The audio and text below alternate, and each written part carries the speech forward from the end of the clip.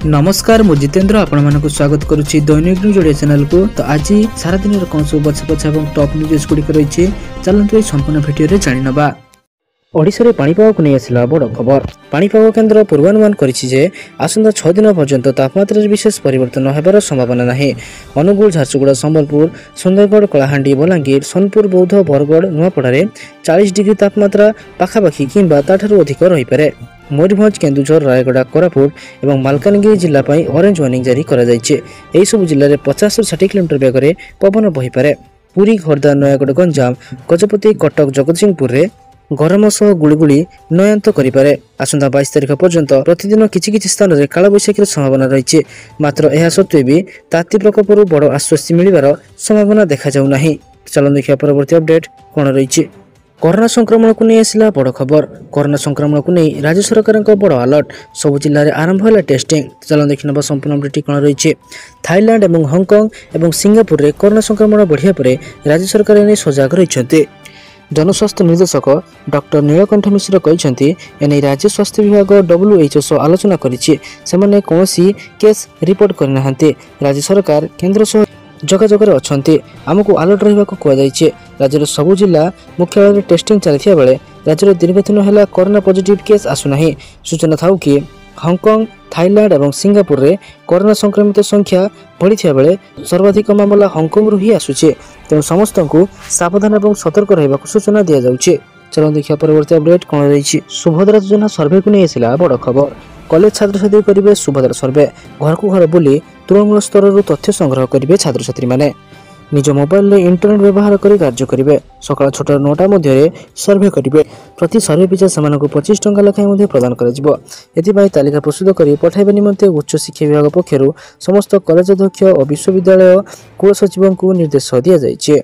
उच्च शिक्षा विभाग विज्ञप्ति को नहीं शिक्षाविद एवं अभिभावक मध्य असंतोष देखा प्रबल ग्रीष्म प्रवाह को दृष्टि रखी शिक्षानुष्ठान छुट्टी बेले पिला द्वारा सर्वे करने निष्पत्ति क्या स्वार्थ बोली प्रश्न कर सरकारी योजना को राजनीति कारण करने छात्र छात्री मानक व्यवहार कर अर्थ उपार्जन आशा अनेक पिला सर्वे करने को आसीपारती। एपरी क्षेत्र में से पाठपढ़ा व्याघात हो पारे। मानसिक भाव प्रभावित होगा आशंका थिबारु शैक्षिक मनोभाव ह्रास पाइब। एथिपाई किए दायी रहिबे बोली प्रश्न उठुचे।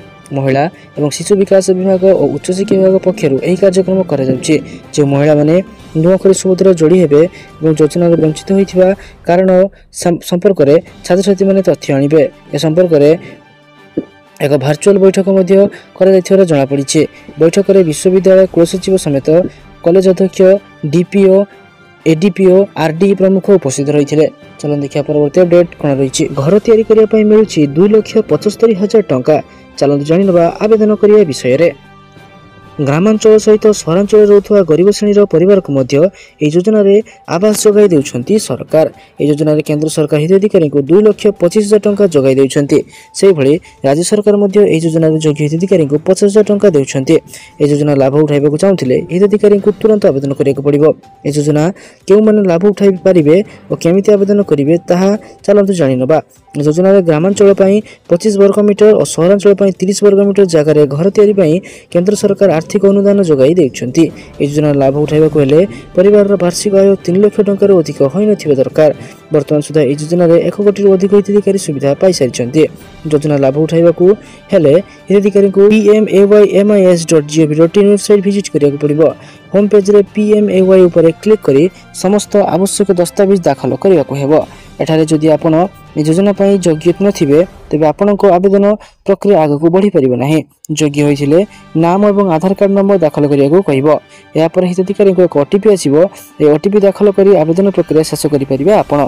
नचेत आपण निकटस्थ जनसेवा केंद्र को जाई मध्य समस्त तथ्य को जानी या को आवेदन करि परिबे।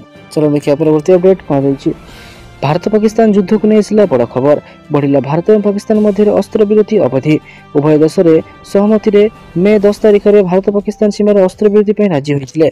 दुई देश डीजीएम मध्य बुझामणा सहित अस्त्र विरति लागू होता बेले एवं सुरक्षा दृष्टि यार अवधि 4 दिन बढ़ाई दि जाइए। दुई देशर सामरिक अधिकारी डीजीएम स्तर रही कथबार्ता अनुଯାयी मे 18 तारिख पर्यंत अस्त्र विरति पालन करा। मे 18 तारिख में पुनर्बार सामरिक अधिकारी स्तर में कथबार्ता हो परवर्ती निष्पत्ति नियाजिबो। अस्त्रविधि समय वृद्धि होइतिबा संपर्क में गुरुवार भारतीय सेना पक्षर सूचना दिया जायथिला। या सहित दुई देश सीमार सेमानकर सैन्य संख्या ह्रास करने निष्पत्ति नियाଯାଇଛି। तेबे मे 6 और 7 तारिख राति में भारत सेना पाकिस्तान माटी में ऑपरेशन सिंदूर नाम सामरिक अभियान करने पर दुई देश मध्य युद्ध उत्तेजना सृष्टि होता। 4 दिन युद्ध उत्तेजना पर मे 10 तारिख अस्त्रविरति पालन कर। चलन देखिए परवर्ती अपडेट कौन रही। सोलार पंप रे चाषी मानक मिल 90% सब्सिडी। चलन देखिए संपूर्ण अपडेट कौन रही। केंद्र सरकार चाषी मानक चाष जमी जलसेचन पर सौर पंप जगाई देउछन्ते, जहाद्वारा से 24 घंटा जलसेचन सुविधा पाइपर और अतिरिक्त विद्युत उत्पादन रोजगार करेंगे। यह परिप्रेक्षी में राज्य सरकार चाषी मानक 32 लाख सौर पंप जगाई देवाक लक्ष्य रखिंट, जो चाषी मानक 90% पर्यंत सब्सिडी सुविधा जगाई दिज्व। राज्य चाषी मैंने प्रधानमंत्री कुसुम योजना सी अधीन में सौर पंप आवेदन करेंगे। ऑनलाइन आवेदन करने पड़ो। चाषी मैंने योजनार सरकारी वेबसाइट लिंक जाई सौर पंप सब्सिडी आवेदन करेंगे। आवेदन करने समय आप निर्धारित पंजीकरण राशि ऑनलाइन जमा करने पड़ो। कहुचे राज्य सरकार द्वारा प्रधानमंत्री कुसुम योजना सी आवेदन प्रक्रिया खूब शीघ्र आरंभ हो। योजना संपर्क में अधिक सूचना चाषी मैंने अंचल शक्ति विकास निगम जिला कार्यालय सहित जोगाजोग करेंगे। केंद्र सरकार चाषी मानक चाष जमी जलसेचन सौर पंप जगाई देउछन्ति, जहाद्वारा से 24 घंटा जलसेचन सुविधा पाइपर और अतिरिक्त विद्युत उत्पादन रोजगार करेंगे। यह परिप्रेक्षी में राज्य सरकार चाषी मानक 32 लाख सौर पंप जगाई देवाक लक्ष्य रखिंट, जो चाषी मानक 90% पर्यंत सब्सिडी सुविधा जगाई दिज्व। तो यही खबरटी थिला केवल मध्य प्रदेश आदिवासी मानक पई। तो आम ओडिशा रे जो माने एई भली योजना चाहउछन्ति से माने आम भिडियो निश्चित भाव कमेंट करि परिबे। चलन देखिया परवर्ती अपडेट कोन रही। 19 जून 16 पर्यंत हाईकोर्ट ग्रीष्म अवकाश। मे 19 तारिख जून 16 तारिख पर्यंत हाईकोर्ट ग्रीष्म अवकाश घोषणा कर जायछि। अवकाश आरंभ पूर्व शुक्रवार शेष अदालत थिला। जून 17 तारिख में पुनर्बार अदालत कार्य करथिला। या मध्य हाईकोर्ट 8 दिन अवकाशकालीन अदालत बसियो बोली रजिस्ट्रार जनरल पक्षर विज्ञप्ति दि जायछि। एही समय छुट्टी दिन को छाड़देले अन्य दिन गुड़िक हाईकोर्ट कार्यकाल समय 11 अपराह्न 3टा पर्यंत कार्य करिबो।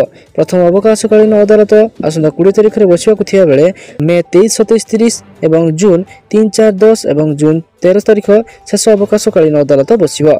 चलन देखिया परवर्ती अपडेट कोन रही। जुक्त 2 नाम लेखा को नहीं आसिला बड़ खबर।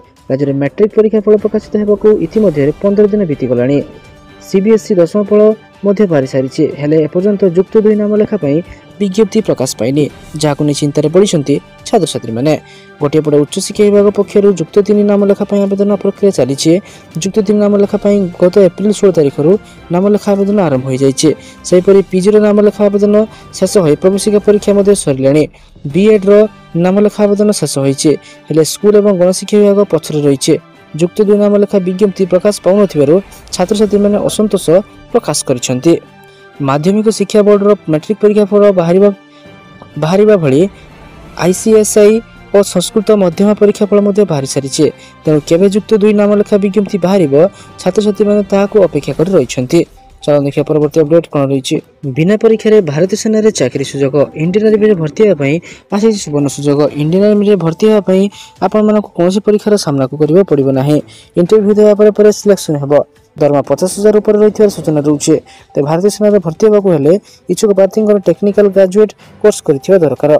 प्रार्थी मैंने 29 मे पर्यंत आवेदन करेंगे। सेना भर्ती कौन लिखित परीक्षा देवाक पड़ो ना, सीधा इंटरव्यू माध्यम सिलेक्शन हो जमापड़े। जनवरी 2026 आवेदन कर प्रार्थी मैंने नियुक्ति 30 एप्रिल 2025 ऑनलाइन माध्यम आवेदन करेंगे। आवेदन शेष तारीख 29 मे 2025 अपराह्न 3टा पर्यंत रही। जॉइन इंडियन आर्मी .nic.in को जाई ऑनलाइन आवेदन करेंगे।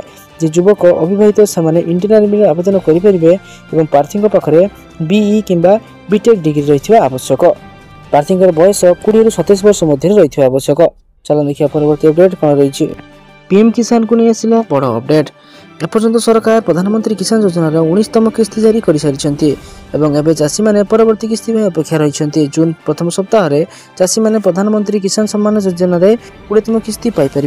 जो चाषी मान पंजीकरण हो सारी केवल से चाषी मानक 20तम किस्ती दिज्व।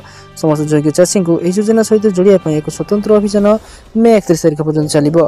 प्रधानमंत्री किसान योजनार 20तम किस्ती पाइबा हिताधिकारी चाषी मानक किसी काम करने पड़ो।